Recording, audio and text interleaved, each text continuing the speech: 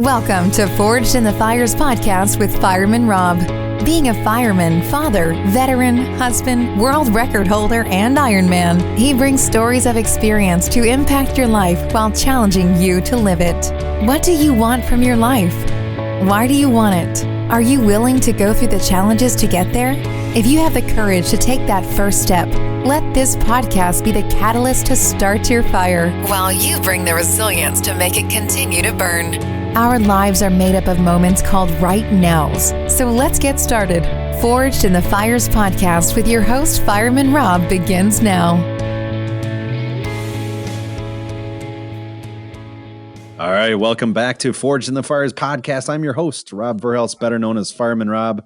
I have a great guest for you today that really puts others before herself and has been doing that for a long, long time. She is a 9-time Ironman finisher, but not just by herself, guiding blind athletes. She's a 2-time Race Across America 4-person finisher. Caroline, it is so great to have you on the show today. Thank you so much for having me, Rob. I was excited to have an excuse to talk to you, to be honest. It's, I got to see you in my world record year and the last race of the world record year in Austin. It was great. Oh, that was just so incredible. I feel like I was in tears that day just watching you. That was amazing. It was a very long adventure, and speaking of long adventures, you've had long adventures, but I kind of want to go back to the root of it. I loved finding out that you played water polo because I played water polo in college too. No and way. You played in high school. Yeah, I did. And one of my favorite parts is, sports always correlates to other things in your life. And I love how you said water polo was helpful for guiding me because guiding people in races is like a contact sport. Tell me more about that. Yeah. So, water polo is really, from what I could see, it's one of the only contact sports for women. It's not openly a contact sport in that you can't really be super aggressive with people or else the ref will come after you. But, you are swimming in a pool with a bunch of other people and you're fighting for a ball, and it's very aggressive and it can be really stressful. And I think that anybody who's done a triathlon in a mass start understands just how aggressive some of those swims can be. But now imagine if you were tied to another person that you were guiding, who can't see the people coming up behind you or to the side. So I think that it becomes even more real, and you have to be able to laser focus on the task at hand, and also make sure that you're keeping people out of your way and out of your athlete's way. And I found that water polo was incredibly helpful with the confidence in the water, and then just the ability to sort of navigate those hectic situations.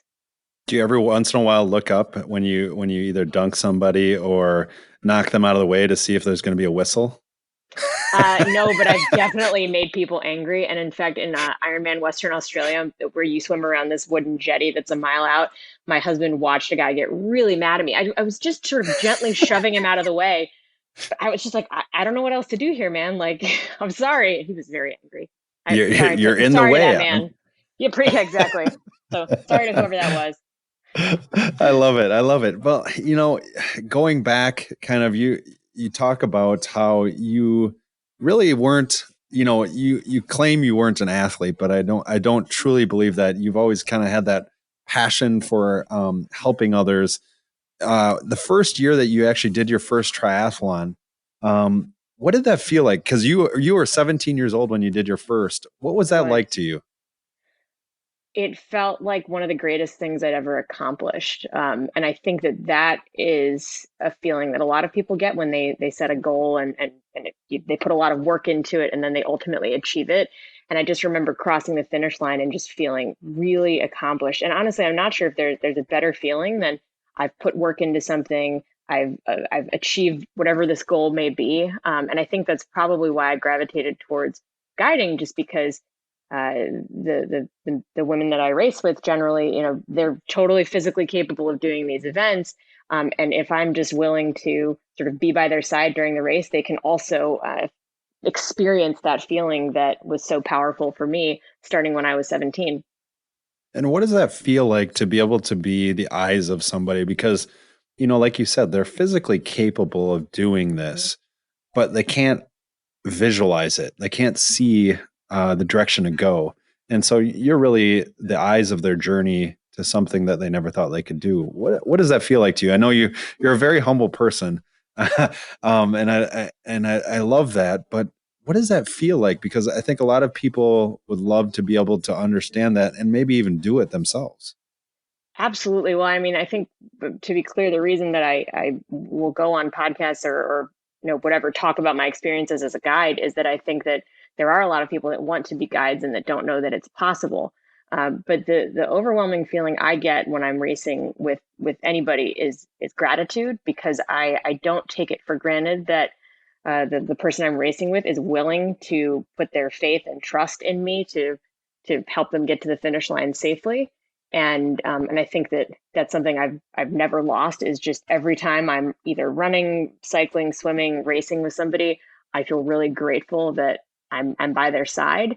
And I've really formed some of the best friendships that I've ever had through this sport. And many of the women that I've raced with have become incredibly close friends of mine. So that I think gratitude is just the main thing that comes to mind when you ask, what it's like.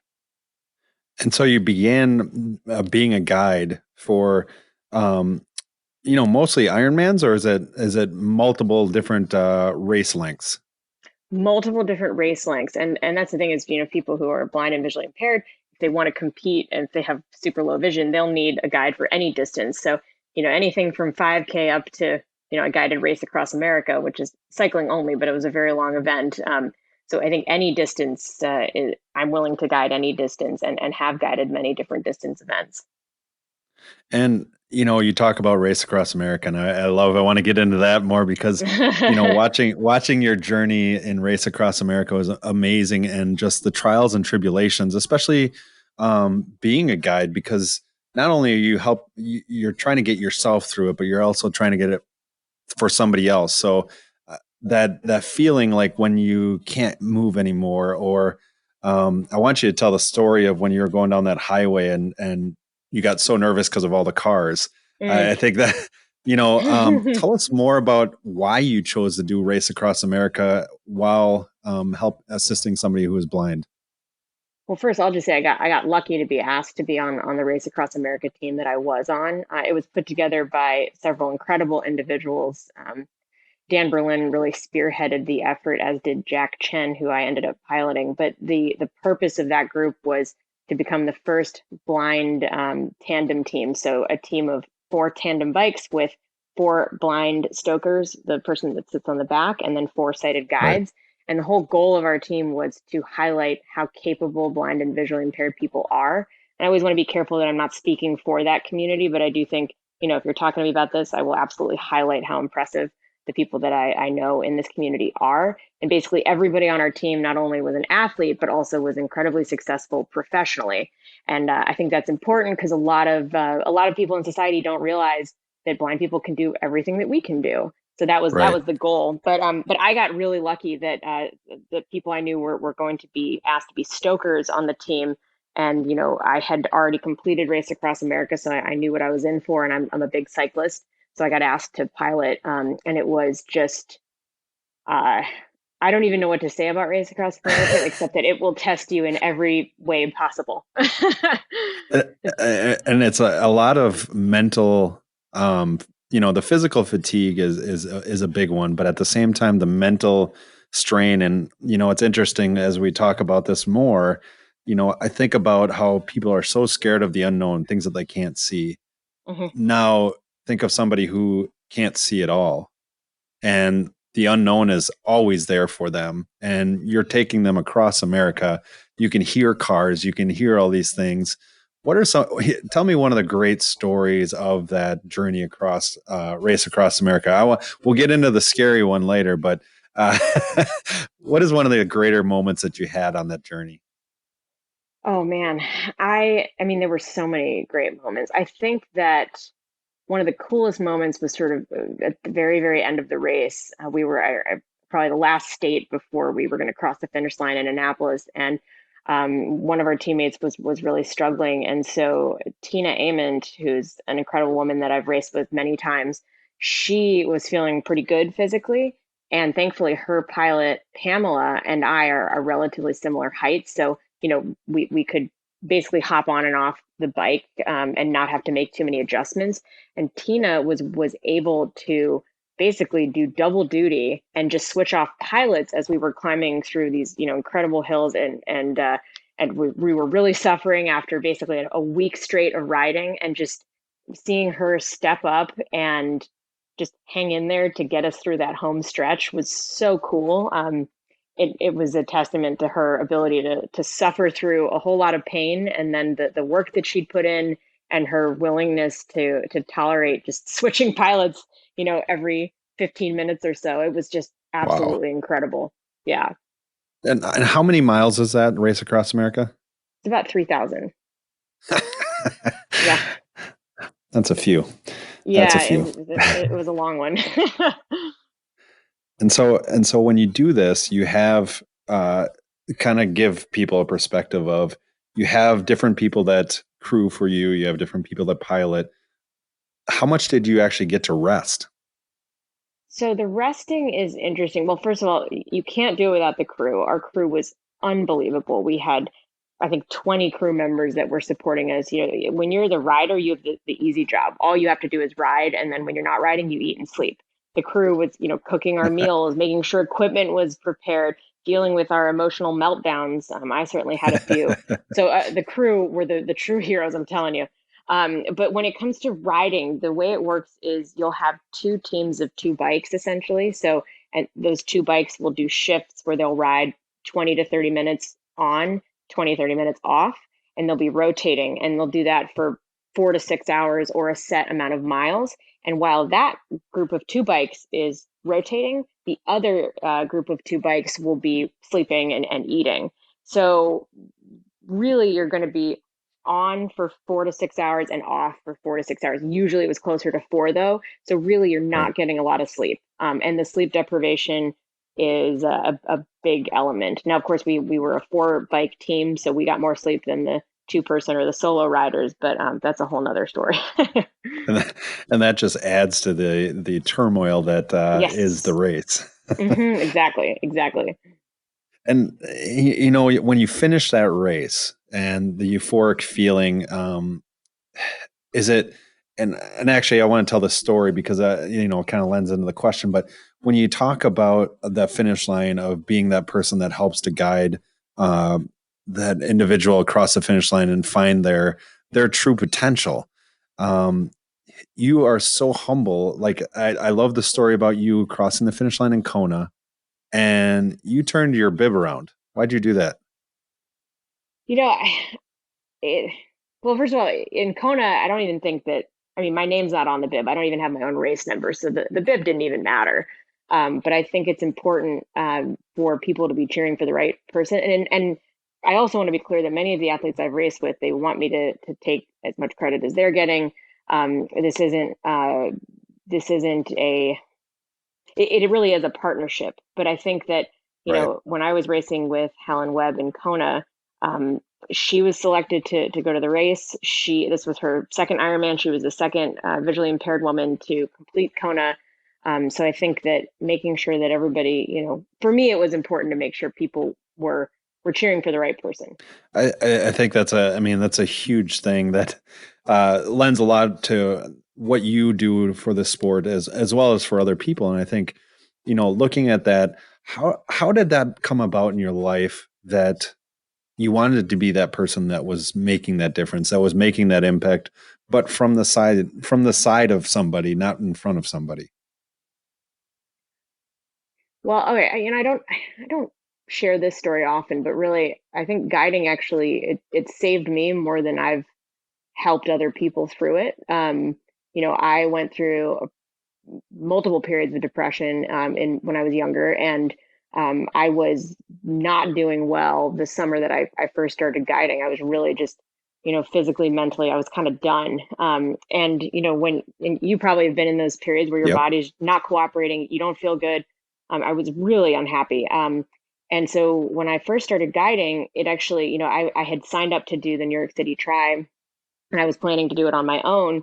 But when I was asked to guide, it made the race meaningful again. And it really, I can't say it pulled me out of a depression, but I will say that it set me off on the path of being a guide. And there were other periods where I really wasn't doing well. And guiding had, ultimately was the one constant thing, even if I was struggling, in a job or in a relationship, um, I was always able to go out there and race with people that I cared about and help them get to the finish line of whatever event they wanted. But ultimately, it gave me a sense of purpose. And I'm not actually sure where I would be right now if I hadn't started guiding. That's amazing. And that, thank you for telling that story, because that's one of those things where you find your purpose sometimes in the places that you never thought you would.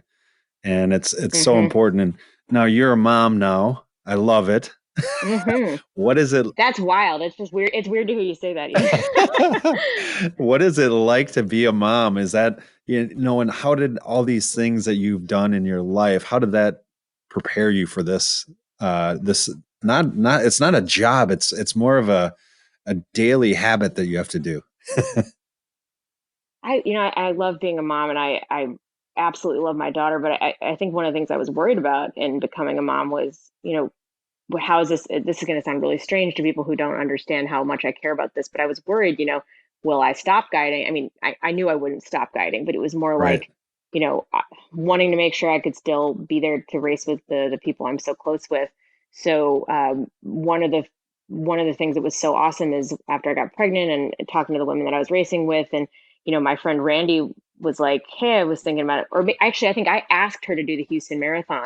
We have a bunch of friends that were going out to do it, Yeah. but it was one of those like we could put this event on the calendar to do it together. And she didn't know where I would be fitness wise, but that's where we are in our relationship at this point, is that we go and do these events so we can hang out and spend time together. I think a lot of people have that with their race community, Yeah. but it just happens that Randy and I do the race together. But I had a goal, a fitness goal for myself after having the baby, and that was so cool. And I'm so grateful to Randy for sort of putting her faith in the fact that I could get in marathon shape. I had plenty of time. I want to say it was like 9 months after having the baby, but it was just really neat that she was totally on board with that. And what did it feel like to get back in the race and kind of put those shoes back on and get out there? It was like being me again. I think that's so important well, for me, it's important that I didn't want, I have a demanding job. I'm an athlete, but like for me, I didn't want becoming a mom to be the only thing that I didn't want that to be my only identity. Right. So it felt like getting back to who I am. I love that. I love that. And, and it's a lot about showing your kids through your actions. I know you have a really young one right now, but, you don't want to lose that ability to be able to show your kids what's possible in this world. And, going to work and coming home is one thing, but also being able to help others is another thing. How important is that moving forward with your, LBJ, to be able to show what it's like to be able to help others? I mean, to me, it's funny. I never want to project on my kids. Like, I don't want her to think she has to be an athlete or has to do all these things. But I do hope that if there's one thing she picks up from me and my husband, James, is that it's important to do things for other people. Because ultimately, here's the thing is doing things for other people is actually selfish. I'm sure that you've experienced the same thing, that Yes. you get more out of it than you're giving, right? Yes. So I don't consider helping people to be this selfless thing. It's not. It's very selfish. But if you can also, support other people and get benefit, I don't think there's anything wrong with that. No, that's completely the best way to look at it. Now, kind of going into some of the organizations, because I want to make sure that we highlight some of the organizations that Yeah. you're a part of, because you have a lot of organizations that you're a part of. Yeah. So, and that's the thing is there are so many great organizations, and I think people are often like, where do I start if I want to be a guide? And I would always say that probably the first thing to do is to put your name into United in Stride, which is a website that connects guides and athletes based on location. Now, I don't know if it's at critical mass yet. Like you're not guaranteed to find an athlete in your area if you put your name in, but if you're traveling and you are able and willing to guide somebody, you can find somebody in different locations. So I think it's important that everybody registers there. Right. So that's a really neat group. One of the ones that I think people are most familiar with is Achilles International. They have chapters all over the place. Not every chapter is as robust as others. So New York is a really, really well built out chapter. But if you don't have a chapter in your area and you have the ability to commit, you can definitely uh, create a local chapter, which is pretty cool. And then two awesome organizations. One is Chicago-based, Dare to Try. They have camps and clinics, and they have now a great online virtual presence during this pandemic. They're doing a lot of workouts right now, and you can certainly get involved that way. And then Catapult is a Houston-based organization, and they're also doing camps, and they will bring people together for huge events. Like they were the ones that organized the Houston Marathon. But I would say connect with every organization you possibly can, because they all do different things. They all have an incredible community, and there are more opportunities than are immediately visible, I would say. I love that. And it's that vision of being able to help a lot of different organizations to be able to help maybe just one person be able to find their reality and their next finish line. Mm-hmm. So what is your next big adventure that you're going to go on? Well, can anyone answer that right now? You got to have a dream, I have many dreams. That's the question, right? So, this fall was supposed to be a really intense fall. I was supposed to race Ironman Maryland with my friend Randy. I was going to guide my friend Alexandra in 70.3 North Carolina, and then guide the New York City Marathon with Helen. But I don't know what events are actually going to take place at this point. So I don't know. It's a tough environment to be able to navigate right now, but it's keeping that positivity and trying to figure out what is next. When you look at your adventures, what is some of the biggest takeaways? Like what is one of the big takeaways that you had from Kona? That's a challenging course. That's a brutal course. It was way harder than I thought. What is it like when, what is that takeaway that you have from when you reach those dark moments? Because when you're guiding somebody and you both reach a dark moment at the same time, how do you get through that? Mm-hmm. I find that it's harder almost when you're in a dark place and the person you're with isn't. I think if you're both in a dark place, and I think everyone who's done an endurance event, a long one, has hit that point before. But if you're both in a dark place, it's important to find the humor in it, first of all. Second of all, to not let each other sink lower. But I think, and I've shared this story before, but it's one of my favorites, is just, with Helen, I was really struggling on the run in Kona, especially at the beginning. And she'd gotten a second win and was feeling awesome. And there's something about, the person that you're running with feeling really amazing and you're feeling terrible. And it almost makes you feel like you're that much worse off. And so having Yep. I remember seeing your face in Ironman Wisconsin, Rob. You were in a deep pain cave. Yeah, there's a lot of pain caves I've been in. Nobody else wants to go in those. No, well, first of all, I love pain caves, but yes. But imagine like how stressful it is if you're like, oh no, they feel amazing. Am I gonna let them down? Like what's gonna happen here? And just being able to ask the person that you're racing with to give you a little bit of grace, and in Helen's case, she said, let me know if you need me to be quiet and stop talking as much. And I asked her for that, and it helped me refocus on myself and put just some of that energy back into putting one foot in front of the other. And then, as you know, in races, you can have a second wave and a third wave of energy. And that did happen.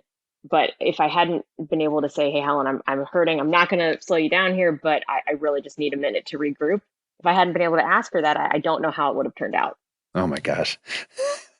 There's so many different factors that go into these races. And I love just the dynamics that you have to work through to actually get to that finish line. Everybody sees the finish line and they go, oh, that's so amazing. But they don't understand the little things that go into it. When you're running, and I don't think a lot of people understand guiding. So on the swim, you're tethered together, and then on the bike, you're on a tandem bike, right? Yep. And then on the run, you're tethered together. So how do you communicate like the pace, where you're going? If you're turning, is it all hand touching, or how do you do that? So I will try to, I'll try to set the stage. It depends on the course. It depends on how hard you're going. I mean, in an Ironman, there are usually a lot of straightaways, but I try to give, especially if there are turns, I'll give a decent amount of heads up, in whatever 30 seconds, 45 seconds, or even longer, we're going to have a turn. I will try to describe the degree of the turn. Like, oh, if it's a U-turn, I'll probably ask them, to grab their elbow or ask them to grab mine. And if it's a little bit more gradual, I'll probably just let them know it's happening and then tell them when to turn. Okay. And again, when you've spent a lot of time with somebody running with them, you start to get a rhythm. But especially if you're guiding somebody new, over communicating is essential. And when it comes to touch, yeah, that can certainly be helpful. But I think starting with the description first, and then depending on the athlete's comfort level with touch, then you can certainly say, hey, I'm going to grab your elbow, or do you mind grabbing mine? And that can be useful for sure. But you just never want to assume somebody's comfortable with you just grabbing their arm, based on the terrain. Thankfully, the women I race with, there's a ton of trust there, and they're all really comfortable. So, if it's really bumpy or if there's a tight turn, we might be holding hands. You don't know. It can be really helpful. So do you teach a course on communication? Because that seems like an amazing amount of trust communication that I think a lot of people could actually take away from and apply into their either work life or their personal lives. I wish I could say I was as effective, in my relationships, but no, I'm just kidding. Um, but it is. I mean, and it is a relationship, and I think that the relationship that you have in one of those longer races, it is almost like this sort of marriage for that, however many hours you're together, and because no matter how rocky it gets, you can't separate, right? Right. So, even if you're really struggling, or maybe there's conflict because you're frustrated or the athlete's frustrated. And so you have to figure out how to work through those moments. And I can't say I've always done an amazing job. I'm sure there have been times when I could have handled things better or differently. But it's a learning process. And then ultimately just knowing that the people that you're racing with, I'm just so lucky. I consider this racing with friends now. We're able to, I know that even if I were struggling, or if I had to slow them down, or if we had some sort of an issue, I know that they would, still want to race with me again afterwards. So it takes some of that pressure off. It's not like some, make or break thing where if I let them down, I'm done. And I think that's important, especially for athletes that want guides and need guides, is to make sure yes, your guide is essentially equipment, but also they're a human being. They have good days, they have bad days, Yep. and it really is a relationship and a partnership.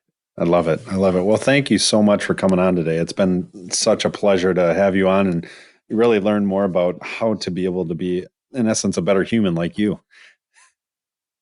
I'm not going to take credit for that, but I think you I will should. say if anybody does, right back at you, Rob. Seriously, I'm just so grateful to talk to you. And if people want to ask questions, they're welcome to follow me on Instagram, or find me on Facebook and send me a note. I try to be as responsive as I can, but hopefully, I can direct you to the right organizations if need be. And what are those Instagram and Facebook tags? Sure. So on Instagram, it's Caroline Bikes, Caroline Bikes, Bikes. And then Facebook, it's just my name, Caroline Gaynor, spelled like Caroline. But thank you for getting it right, Rob. But I am a civilian. This isn't a professional page by any means. So just shoot me a note. I love it. I love it. So I always end my podcast the same way. I have 3 questions that I ask you. I don't give them to you before because I love to get those uncomfortable answers. And then we have a rapid round. So here's the start of the first 3 of the 3 questions. What is one thing you haven't done but is outside of your comfort zone? Well, it's probably in the same vein, but I think I want to do an ultra at some point, like a running race, because I really focused on cycling for so long, but it just seems so painful, and that community seems really incredible. But putting that amount of miles in my legs, Yeah. that stresses me out just thinking about it. I love it. I love it. Hey, but I think you could do it. I think it'd be good, Leadville, or do some of those Western states, I have to build up to that. So, all right, here's the second one. What's your favorite quote and why? Uh, that's a tough one. I'm not a big quote person, but hold on. Let me think. I'm Googling this one to make sure. So I think that the context in this one, there's more to it, but the part that resonates with me is, try again, fail better. I think it's Samuel Beckett. And again, I'm probably butchering it, but I think that failure is really important. And again, the context may be wrong there, but I do think that I think if you don't have failure in your life, you can't learn effectively. And so every single, bad period of my life, or even a race where I've, completely let an athlete down or something, all of that builds on itself. You learn from it. It makes you a better person, makes you better able to empathize, and you learn from your mistakes. So I think that failure is probably the best tool for learning. I love that. I completely and utterly agree. It's the time to learn. All right, the last question. This one's going to be an interesting one. If you could pick to have coffee with three people, they can be deceased or alive, at a firehouse table. So in other words, nothing is off the table. You can ask them anything. Who would it be and why? Well, it's funny. Every one of my tables is a firehouse table. I will ask. I'm very direct. Well, truthfully, Rob, I'd love to get coffee with you again. So I think that I'm putting you on that list. I love it. Yeah. Right now, given everything that's happening, I'm going to go with Barack Obama. We've got a lot going on in this country. I think it's really important to be thinking about everything that's going on, and I would love to hear his perspective. And then, oh man, it's funny. I'm not a big celebrity person either, so I'm trying to think of real people that I'd want to be around. So true. No, truly. So true. Yeah. I do. Man, and here's the other thing is we're not seeing people right now. So a ton of people. I'm gonna say Ashley Eisenmenger, a good friend of mine that it was 5 years ago that we met in person for the first time. She's another athlete I've raced with. I haven't got to see her in many months, and she's been doing a lot of great work for the disabled community in Chicago, and she's totally quarantined and isolated. And I would just absolutely love to get her to Charlotte and spend some time hanging out with her. I love it. Those are great answers. I like it. All right, here we go. We're going to the rapid round questions. All right, you ready for this? I'm going to give you no. I'm going to give you two options. All you got to do is choose one of them. All right, here we go. Ready? Okay. All right, paper or plastic? Paper. Soup or salad? Soup for sure. McDonald's or Taco Bell? Oh, McDonald's. Come on, their hash browns, best food on the planet. I love it. Camping or hotel? I'm a hotel person. I hate to admit, but I travel so much that got to go to hotels. You get points, you know? Oh, ditto. I like hotels. All right, fly or drive?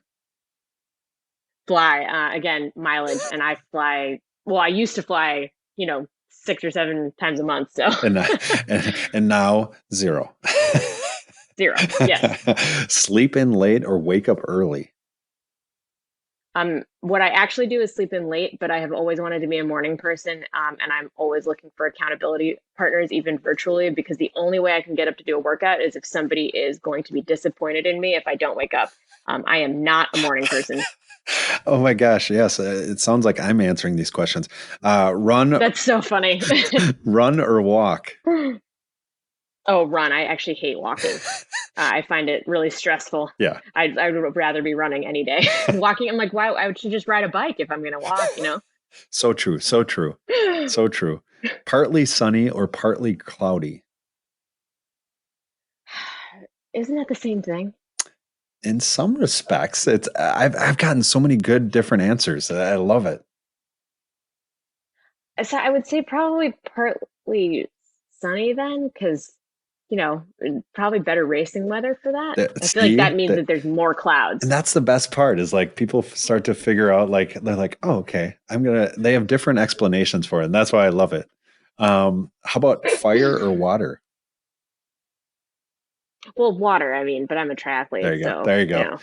When it comes to personality though, I'm 100% fire. There you go. I don't doubt it. All right. Use a porta potty or continue to drive or run to the next physical bathroom? Oh, use a porta potty. Don't be a diva. There you go. There you go. Coke or Pepsi? Coke. And go big or go home? We'll go big. I mean, is there even an option? No, there isn't. Yeah, but that's not even a question, Rob. Exactly. Well, thank you so much for joining me today. It has been such a pleasure, and definitely thank you for everything that you're doing. If anybody wants to find out more, definitely go to our Instagram or Facebook and help be a guide. I can't wait till your next adventure, maybe another race across America. Who knows, right? Who knows? Yep. All right. Well, I definitely hope our paths cross again soon, Rob. This has been the highlight of my week. Thank you so much. Well, awesome. Well, thank you again. And thank you for everybody listening. And we will talk to you again next week. Thanks for stopping by. Bye. Again. And thank you for everybody listening. And we will talk to you again next week. Thanks for listening and supporting the Forged in the Fires podcast with Fireman Rob. Remember, don't forget to like and subscribe to this podcast, and please share this episode with a friend or family. To find out more about Fireman Rob or reach out about a question, go to www.firemanrob.com. Until next time, live your life forged in the fires.